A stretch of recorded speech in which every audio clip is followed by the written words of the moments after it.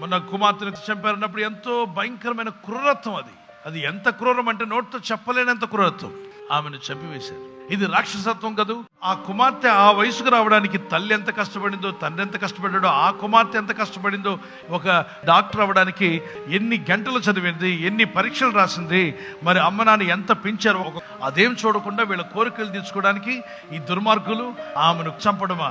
ఇంత క్రూరమైనటువంటిదా? మన బైబిల్లో రాయబడింది ప్రసంగి 8:11 దుష్క్రియకు తగిన శిక్ష శీఘ్రముగా కలగకపోవట చూచి మనుషులు భయం విడిచి హృదయపూర్వకంగా దుష్క్రియలు చేయుదురు.